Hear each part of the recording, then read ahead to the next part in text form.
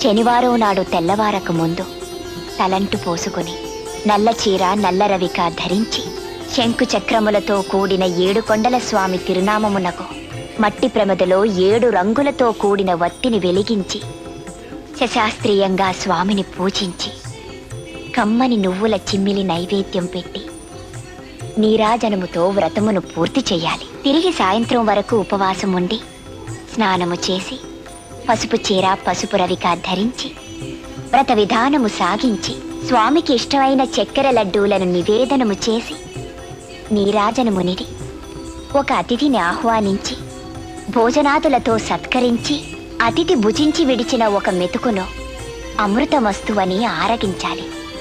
అప్పటికి ఆనాటి శనివార వ్రతం పూర్తవుతుంది. ఈ విధంగా 7 శనివారములు వ్రతమును చేసినచో ఉద్దేశించిన సత్ఫలమును పొందగలరు.